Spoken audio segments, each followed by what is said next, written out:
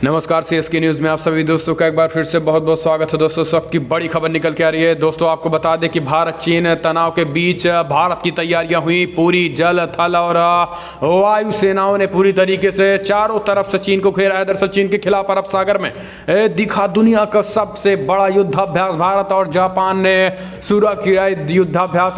हिंद महासागर में चीन को घेरने की तैयारी हुई पूरी। तो दूसरी बड़ी अपडेट निकल के आ रही है। आपको बता दें थल सेना ने किया बड़ा ऐलान। आपको बता दें कि अब T-19 टैंक विध्वंसक टैंक LAC के पास भारत ने तैनात कर दिया। -40 डिग्री में भी करेगा काम और 1 लाख से ज्यादा भारतीय सैनिकों को लगाया गया है। तैयारी पूरी। तो वही तीसरी बड़ी अपडेट निकल के आ रही है। वायु में चीन को ढेर करने के लिए भारतीय वायु सेनाओं ने किया बड़ा ऐलान। हम दोनों मोर्चे पर है तैयार, दोनों एक साथ आएंगे तो भी मार गिराएंगे। बड़ी अपडेट निकल के आ रही है। और इस बीच यूएन में वीटो पावर को लेकर पीएम मोदी के ऐलान के बाद खड़बड़ाया महासचिव यूएन का, उसके बारे में आपको बताएंगे। लेकिन उससे पहले एक छोटा सा निवेदन, अगर आपने चैनल को अभी तक सब्सक्राइब नहीं किया तो प्लीज सब्सक्राइब की लाल बटन दबाकर चैनल को सब्सक्राइब करें। और अगर आप भी मानते हैं कि प्रधानमंत्री मोदी के नेतृत्व में ये देश न केवल चाइना को मार गिराएगा बल्कि देश के दुनिया के हर एक दुश्मनों को मुंहतोड़ जवाब देने में पूरी तरीके से सक्षम है, तो इस वीडियो को दिल से लाइक करके अपना समर्थन दर्ज करें। दरअसल पहली बड़ी अपडेट निकल के आ रही है। चीन के खिलाफ अरब सागर में दुनिया का सबसे बड़ा युद्धाभ्यास भारत और जापान ने शुरू किया। जी हां, दरअसल आपको बता दें कि चीन के आक्रामक रवैये के खिलाफ उत्तरी अरब सागर में एक बार फिर से दुनिया का सबसे मजबूत गठबंधन वाला युद्धाभ्यास शुरू हो गया है। शनिवार को उत्तरी अरब सागर में भारत और जापान की नेवी के बीच साझा अभ्यास शुरू हो चुका है। इस बीच आपको बता दें कि इसमें मजबूत दोस्ती की भी झलक दिखी है। आपको बता दें कि दोनों देशों का यह संयुक्त अभ्यास चीन के लिए एक सशक्त संदेश भी है। चीन के खिलाफ दुनिया के एक बड़ा गठबंधन बनने जा रहा है। दोनों देशों की नेवी के बीच यह अभ्यास सोमवार तक जारी रहेगा। भारत जापान संयुक्त अभ्यास को जिमेक्स नाम दिया गया है। इस साझा अभ्यास में भारतीय नौसेना की अभियान क्षमताओं को मजबूती मिलेगी। इस हाई क्लास नेवल एक्सरसाइज में तकनीकी को लेकर रणनीतिक बारीकियों को भी साझा किया जा रहा है। आपको बता दें कि दोनों देशों के बीच 9 सितंबर को एक समझौता हुआ था। इस समझौते के बाद यह पहला साझा अभ्यास है। इस दौरान वेतन, फायरिंग, क्रॉस देख, हेलीकॉप्टर समेत तमाम चीजों पर बाह्य सहमति बनने के साथ साथ हिंद महासागर में चीन को घेरने की रणनीति पर भी बात हुई है। तो दोस्तों हम चलते हैं अगली अपडेट लेते हैं। आपको बता दें कि अब थल सेना में यानी LAC पर बॉर्डर पर पूरी तरीके से चीन को घेर दिया गया है। चीन से तनातनी के बीच LAC के पास भारत ने तैनात कर दिए अपने विध्वंसक टैंक।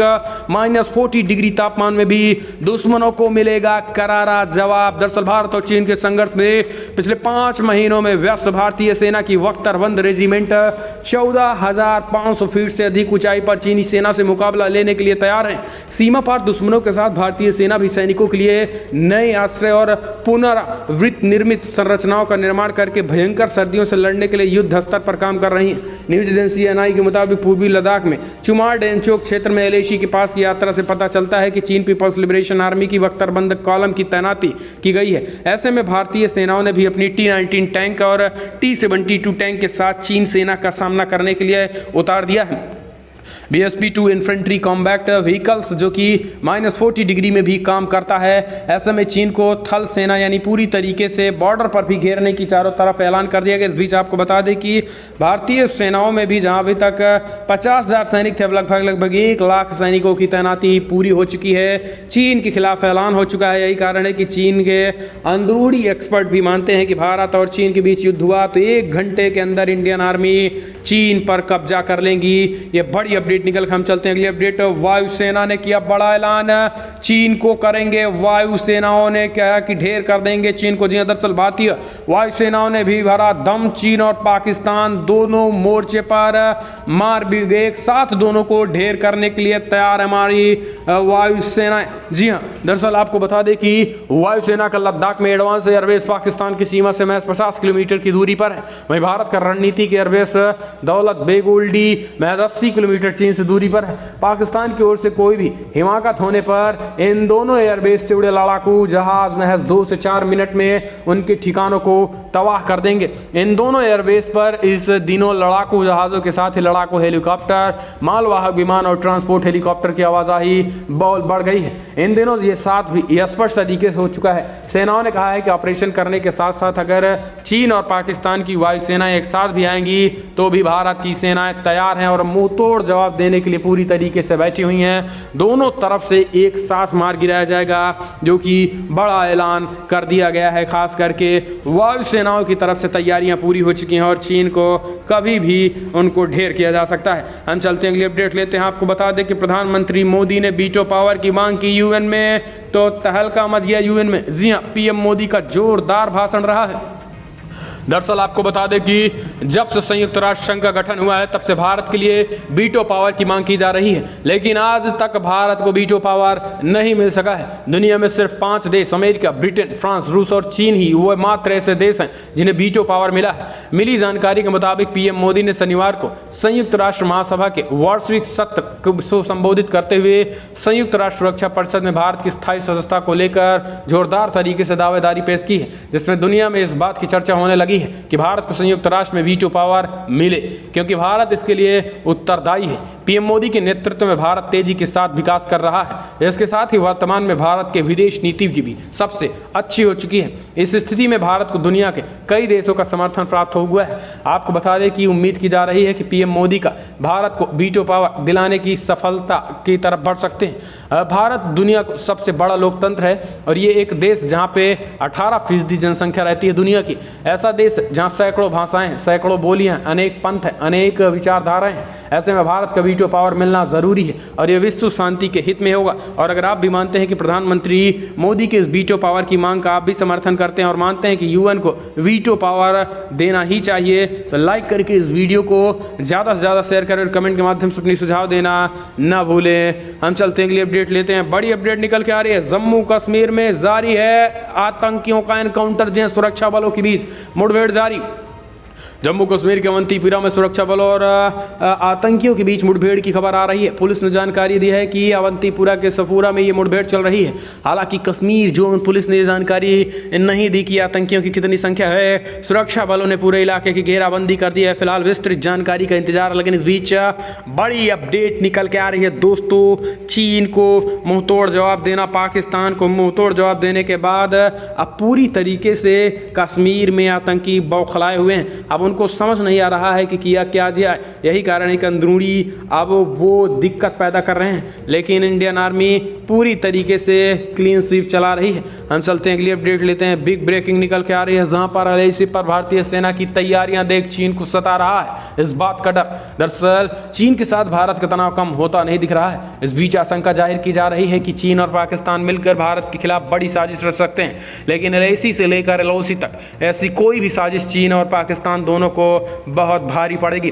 भारतीय वायुसेना ने ऐलान कर दिया है कि वो चीन और पाकिस्तान के साथ एक साथ निपटने के लिए पूरी तरीके से तैयार हैं। चीन को अब भारत के हमले का डर सता रहा है। आपको बता दें कि कल तक भारत की जमीन पर अतिक्रमण करने का सपना देख रहे चीन को अब भारत के हमले का डर सताने लगा है। एलएसी पर भारतीय सैनिकों की तैयारियां देख चीन के एक्सपर्ट अंदेशा जाहिर कर रहे हैं कि इसी सर्दियों में कुछ घंटे के अंदर ही भारत के सैनिक चीन के अंदर भी घुस सकते हैं। चीन के रक्षा विशेषज्ञ ने चेतावनी देते हुए कहा है कि राफेल की उड़ान से पूरी तरीके से चीन परेशान है। लद्दाख में भारतीय वायुसेना के सबसे नए और शक्तिशाली लड़ाकू विमान उड़ान में चीन परेशान है। इसी के साथ चीन और पीओके के पास मौजूदा फॉरवर्ड एयरबेस पर सुखोई 30 MKI गरज रहा है। वहीं सुपर हरकुलिस ट्रांसपोर्ट एयरक्राफ्ट के ऑपरेशन सुनिश्चित कर दिए गए हैं। फॉरवर्ड बेस पर तैनात जवानों तक राशन और असलहे की कोई कमी नहीं हो रही है। एलएसी पर चीन के साथ कई दौर की बातचीत के बावजूद तनाव लगातार बना है, लेकिन भारत की तैयारियां जल, थल और नभ में देखने के बाद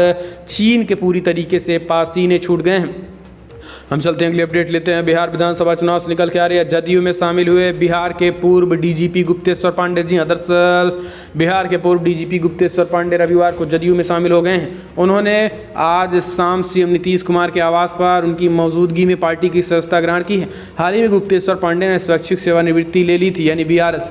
इसके बाद साथ ही राजनीति में आने के कयास लगाए जा रहे थे। इससे पहले पूर्व डीजीपी गुप्तेश्वर पांडे शनिवार को जेडीयू के प्रदेश मुख्यालय जाकर मुख्यमंत्री नीतीश कुमार से मुलाकात भी की थी। इसके बाद उनके जेडीयू में शामिल होकर तीर चलाने और प्रदेश में विधानसभा चुनाव लड़ने के लिए तेज हो गई थी। आपको बता दें कि जेडीयू का चुनाव चिन्ह तीर निशान है। हम चलते हैं अगली अपडेट लेते हैं। आपको बता दें कि अमित शाह से मिलने के बाद बोले तेजस्वी सूर्या, बेंगलुरु आतंकी गतिविधियों का अड्डा बन गया है। दरअसल भाजपा युवा मोर्चा के नवनियुक्त अध्यक्ष और सांसद तेजस्वी सूर्या ने गृहमंत्री अमित शाह से मुलाकात की है। उन्होंने गृहमंत्री से आग्रह किया है कि बेंगलुरु में राष्ट्रीय जांच एजेंसी एनआईए के एक अस्थायी विभाग की स्थापना करे, ताकि शहर आतंकी गतिविधियों का अड्डा बन गया है जो नष्ट हो सके। तेजस्वी सूर्य ने कहा है कि बेंगलुरु आतंकी गतिविधियों का केंद्र बन गया है। शहर में स्लीपर सेल का भंडाफोड़ और कई आतंकियों की गिरफ्तारी के जरिए ये बात साबित हो रही है। मैंने गृहमंत्री अमित शाह जी से बेंगलुरु में राष्ट्रीय जांच एजेंसी एनआईए सहित विभाग की स्थापना करने की आग्रह किया है। उन्होंने आश्वासन दिया है कि इसे जल्द ही स्थापित किया जाएगा। आपको बता दें कि तेजस्वी सूर्या को फिलहाल बिहार विधानसभा चुनाव में भी बड़ी जिम्मेदारी भारतीय जनता पार्टी देने जा रही है। हम चलते हैं अगली अपडेट लेते हैं। बिग ब्रेकिंग न्यूज़ निकल के आ रही है दोस्तों। आपको बता दें कि तो पबजी का पूरी तरीके से खेल हुआ समाप्त, जुआड़ भी हो चुका फेल, वापसी के नहीं दिख रहे कोई संकेत। जी हाँ, दरअसल आपको बता दें कि भारत में पबजी के लाखों शौकीनों की उम्मीद को बड़ा झटका लग सकता है। भारत में पबजी मोबाइल गेम की वापसी थोड़ी मुश्किल लग रही है। हाल ही में केंद्र सरकार ने इस गेम को देश में बैन कर दिया था। बैन के बाद से ही कयास लगाए जा रहे थे कि चाइनीज़ कंपनी टेंसेंट के साथ पार्टनरशिप खत्म होने के बाद शायद गेम की वापसी हो जाए। फिलहाल ऐसा होता नहीं दिख रहा है। प्रतिबंध हटने की संभावनाएं कम है। दरअसल भारत की मिनिस्ट्री ऑफ इलेक्ट्रॉनिक्स पबजी से बैन हटाने के मूड में नहीं है। एक रिपोर्ट के मुताबिक टेंसेंट के साथ पार्टनरशिप खत्म करना ही भारत में गेम से प्रतिबंध हटाने के लिए काफ़ी नहीं है। बीजेपी पदाधिकारियों की नई लिस्ट के बीच आपको बता दें कि टेंसेंट को बड़ा झटका। चलते हैं अगले अपडेट लेते हैं। ड्रग्स मामले में हो सकती है कई और बड़े खुलासे। दीपिका, श्रद्धा और सारा अली का फोन हुआ जब्त। जी हाँ, दरअसल ड्रग्स मामले में अभिनेत्री दीपिका पादुकोण, सारा अली खान, श्रद्धा कपूर, रकुलप्रीत सिंह का नाम आने के बाद नारकोटिक्स कंट्रोल ब्यूरो की जांच तेज कर दी है। शनिवार को ही दिन सारा, दीपिका और श्रद्धा कपूर काफ़ी मुश्किल कर रही हैं। शनिवार को तीनों ने एनसीबी ने ड्रग्स मामले को लेकर पूछताछ भी की है। वहीं आज ब्यूरो ने दीपिका पादुकोण, श्रद्धा कपूर, सारा अली खान, करिश्मा प्रकाश, रकुलप्रीत सिंह, सिमोन खम्बाटा और जया शाह के मोबाइल फ़ोन को जब्त किया, जो कि एक बड़ी अपडेट निकल के आ रही है। हम चलते हैं अगली बड़ी खबर लेते हैं दोस्तों। आपको बता दें बिग ब्रेकिंग निकल के आ रही है। कृष्ण जन्मभूमि विवाद पर ओवैसी ने दिया बड़ा बयान। जी हाँ, दरअसल कृष्ण जन्मभूमि की दोबारा मांग को लेकर मथुरा में दर्ज मुकदमे पर एआईएमआईएम चीफ असद ओवैसी ने शनिवार को कहा है कि कृष्ण जन्मस्थान सेवा संघ और शाही ईदगाह ट्रस्ट के बीच विवाद का जब साल 1968 में ही फैसला हो गया था, तो फिर इसे जीवित करने का कोई ज़रूरत नहीं है। ओवैसी ने कहा है कि प्लेसेस ऑफ वर्शिप एक्ट 1991 के मुताबिक किसी भी पूजा के स्थल को परिवर्तन पर मनाही है, ऐसा नहीं किया जा सकता है। ओवैसी ने ट्वीट किया कि शाही ईदगाह ट्रस्ट भी श्री कृष्ण जन्मस्थान सेवा संघ के इस विवाद का निपटारा साल 1968 में ही कर लिया गया था।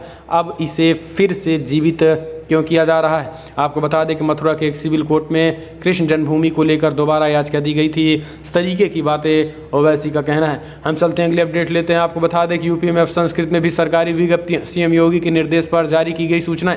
दरअसल संस्कृत भाषा प्रेमियों के लिए अच्छी खबर है। मुख्यमंत्री योगी आदित्यनाथ के निर्देश पर सरकारी सूचनाएं संस्कृत में जारी करनी शुरू कर दी गई हैं। मुख्यमंत्री योगी ने हिंदी व अन्य भाषाओं की तरह संस्कृत भाषा को भी प्रोत्साहन का निर्देश दे दिया है। इसी क्रम में शासकीय प्रेस विज्ञप्ति संस्कृत भाषा में भी जारी करने की पहल की गई है। आपको बता दें कि सूचना विभाग ने शनिवार को मुख्यमंत्री की अध्यक्षता में संपन्न कोविड-19 की दैनिक समीक्षा बैठक में प्रेस कॉन्फ्रेंस के दौरान ये बड़ी बातें कही हैं। आपको चलते हैं अगली अपडेट लेते हैं। आपको बता दें बिग ब्रेकिंग, जहां पर बिहार चुनाव 2020 शांतिपूर्ण मतदान के लिए गृह मंत्रालय भेजेगा सीएपीएफ की 300 कंपनियां। जी हाँ, दरअसल बिहार में विधानसभा चुनाव के तारीखों का ऐलान हो चुका है और इस बीच राज्य में 3 चरणों में चुनाव कराए जाएंगे। ऐसे में शांतिपूर्ण मतदान को सुनिश्चित करने के लिए केंद्रीय गृह मंत्रालय ने राज्य में शुरुआत में केंद्रीय सशस्त्र पुलिस बल की 300 कंपनियां भेजने का फैसला कर लिया है। इसके अलावा जल्द ही ITBP, CISF, CRPF, SSB, RPF और VSF की टुकड़ियां भेजने का ऐलान किया जाएगा। आपको बता दें कि 243 सदस्यीय विधानसभा के लिए चुनाव के आयोग ने शुक्रवार को तारीखों का ऐलान कर दिया है। इस बीच आपको बता दें कि 28 अक्टूबर को पहले चरण में, दूसरे चरण की वोटिंग 3 नवंबर को, तीसरे चरण के लिए 7 नवंबर को मतदान किए जाएंगे। बड़ी अपडेट फिलहाल बड़ी खबर में इतना है, लेकिन अगर आपको वीडियो पसंद आया तो लाइक करें। हम चलते हैं अगली अपडेट लेते हैं। आपको बता दें कि चीन पर भारी पड़ेगा भारत का बड़ा कदम। ही टेक्सटाइल सेक्टर में मेगा मार्केटिंग स्ट्रेटजी पर काम शुरू कर दिया है भारत ने।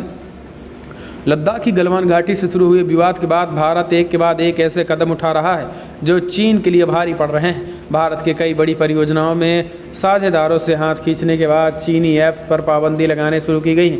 वहीं त्योहारी मौसम स्थानीय कारोबारी भी चीन का माल नहीं बेचकर तगड़ा झटका दे रहे हैं। अब केंद्र सरकार ने एक और सेक्टर में चीन को पछाड़ने की रणनीति पर काम शुरू कर दिया है। सरकार ने टेक्सटाइल सेक्टर में चीन से आयात रोकने के लिए स्थानीय उत्पादनों को दुनिया भर में बाजारों तक पहुंचाने के लिए मेगा मार्केटिंग स्ट्रेटजी पर काम शुरू कर दिया है।